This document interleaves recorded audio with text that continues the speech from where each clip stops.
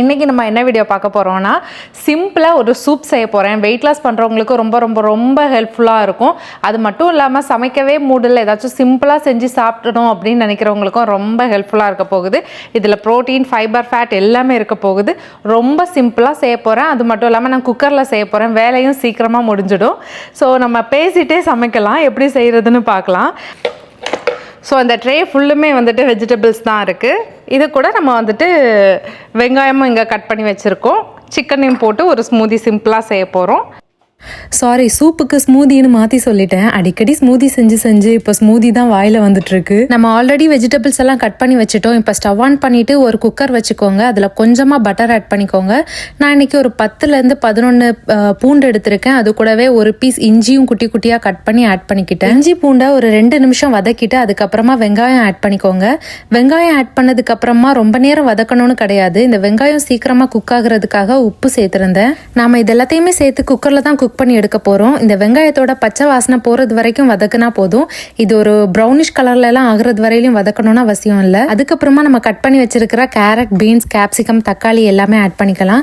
இது கூட நீங்க மஷ்ரூம் ஆட் பண்ணிக்கலாம், இல்லைனா ஸ்வீட் கார்ன் ஆட் பண்ணிக்கலாம். இது எல்லாமே நல்லா இருக்கும். நம்ம இப்போ வெயிட் லாஸ் ஜேர்னில இருக்கிறோனாலோ இல்லை ஹெல்த்தியா சாப்பிடணும் அப்படின்னு நினைக்கிறோனாலோ டின்னர் டைம்ல சூப் எடுத்துக்கிறது ரொம்ப பெஸ்ட். ஏன்னா நமக்கு ரொம்ப ஃபுல்லாகவும் இருக்கும், எதுவும் ஹெவியா சாப்பிடாம லைட்டா சாப்பிட்ட மாதிரியும் இருக்கும். இப்போ இந்த வெஜிடபிள்ஸ் எல்லாத்தையுமே நல்லா கிண்டி விட்டுக்கலாம். நான் ஒரு ஃப்ளேவர் அண்ட் கலருக்காக பாப்ரிகா பவுடர் ஆட் பண்ணியிருக்கேன். இது உங்ககிட்ட இல்லைன்னா கொஞ்சமா காஷ்மீரி சில்லி பவுடர் ஆட் பண்ணிக்கோங்க. அதுக்கப்புறமா இது கூடவே 1.5 டீஸ்பூன் அளவுக்கு பிளாக் பெப்பர் பவுடர், 1.5 டீஸ்பூன் அளவுக்கு உப்பு ஆட் பண்ணிக்கிட்டேன். நீங்க கடைசியா கூட டேஸ்ட் பண்ணி பார்த்துட்டு சால்ட் அண்ட் பெப்பர் ஆட் பண்ணிக்கலாம். இப்போ இது எல்லாத்தையுமே சேர்த்து ஃபியூ மினிட்ஸ்க்கு நல்லா கிண்டி விட்டுக்கோங்க. இன்னொன்னு நான் என்ன சொல்லணும்னு நினைச்சேன்னா, நம்ம எல்லாருக்குமே வெயிட் லாஸ் பண்ணணும், பாடியை ஃபிட்டா வச்சுக்கணும் அப்படின்னு ஒரு ஆசை இருக்கும். எனக்கு தெரிஞ்சு நம்ம டயட்ல இருக்கிறதுனால மட்டும் அந்த பாடி சேஞ்ச் ஆக போறது கிடையாது.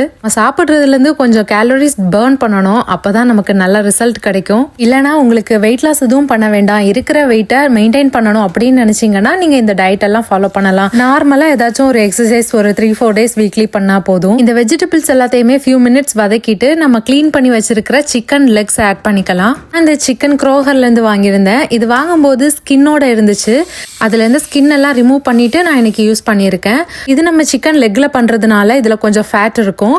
உங்களுக்கு இந்த ஃபேட்டே வேண்டாம் அப்படின்னா சிக்கன் பிரெஸ்ட் கூட ஆட் பண்ணிக்கலாம். இப்போ குக்கரை மீடியம் ஃப்ளேம்ல வச்சு 3 விசில் வர்றது வரையிலும் விட்டு எடுத்துக்கலாம். குக்கர்ல இருக்கிற ப்ரெஷர் கம்ப்ளீட்டா போனதுக்கு அப்புறமா மூடி ஓபன் பண்ணிக்கோங்க. இப்போ இதுல இருக்கிற சிக்கனை மட்டும் தனியா எடுத்துடலாம். இது உதிர்ந்து போற அளவுக்கு நல்லாவே வெந்துருச்சு. இந்த சூப் நீங்க குக்கர்ல தான் பண்ணணும்னு நான் சொல்ல மாட்டேன். நார்மலா ஒரு பேன்ல கூட பண்ணிக்கலாம்.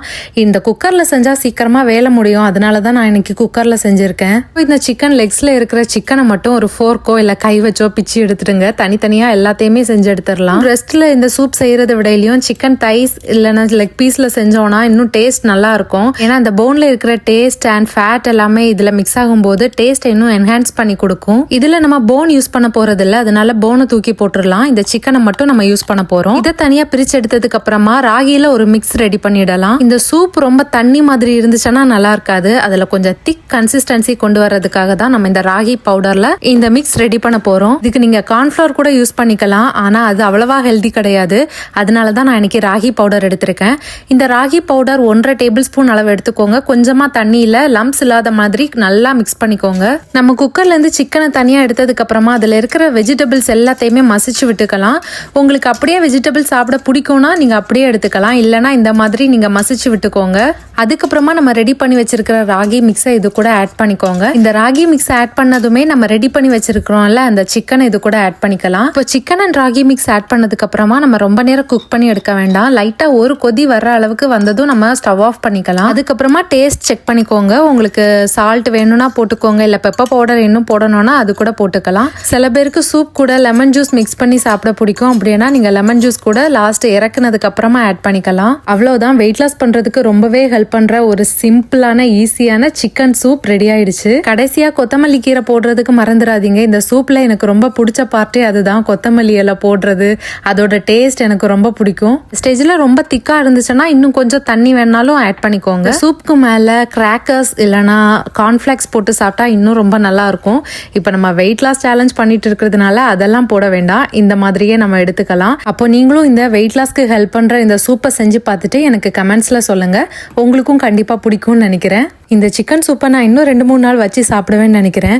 ஏன்னா எங்கள் 2 பேருக்கும் நான் நிறையவே செஞ்சுட்டேன். இந்த சேனலை இதுவரையிலையும் நீங்கள் சப்ஸ்கிரைப் பண்ணலைன்னா சப்ஸ்கிரைப் பண்ணிக்கோங்க. நான் போடுற weight loss recipes and weight loss videos எல்லாமே உங்களுக்கு ரொம்பவே யூஸ்ஃபுல்லாக இருக்கும் அப்படின்னு நினைக்கிறேன். உங்களுக்கு இன்னும் வெயிட் லாஸ் ரெசிபிஸ் ஐடியாஸ் ஏதாச்சும் வேணும்னா எனக்கு கமெண்ட்ஸில் சொல்லுங்கள். நான் அப்கமிங் வீடியோஸில் எல்லாம் போடுறதுக்கு ட்ரை பண்ணுறேன். அது மட்டும் இல்லாமல் நம்ம இப்போ 30 days வெயிட் லாஸ் சேலஞ்ச் ஒன்று பண்ணிட்டு இருக்கோம்ல, இதில் ஏதாச்சும் கொஸ்டின்ஸ் உங்களுக்கு இருந்துச்சுனாலும் நீங்கள் எனக்கு கமெண்ட்ஸில் கேளுங்க. நான் இன்னொரு தனி வீடியோவாக அது போடுறதுக்கு ட்ரை பண்றேன். அப்போ நான் இந்த வீடியோவை இதோட முடிச்சுக்கிறேன். கூடிய சீக்கிரமா இன்னொரு லாங் வீடியோல உங்களை மீட் பண்றேன். அது வரைக்கும் டாடா.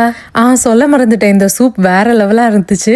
அட்லீஸ்ட் நீங்க ஒரு வாட்டியாச்சும் ட்ரை பண்ணி பார்க்கணும். உங்களுக்கும் ரொம்ப ரொம்ப பிடிக்கும்னு நினைக்கிறேன். அப்போ டாடா.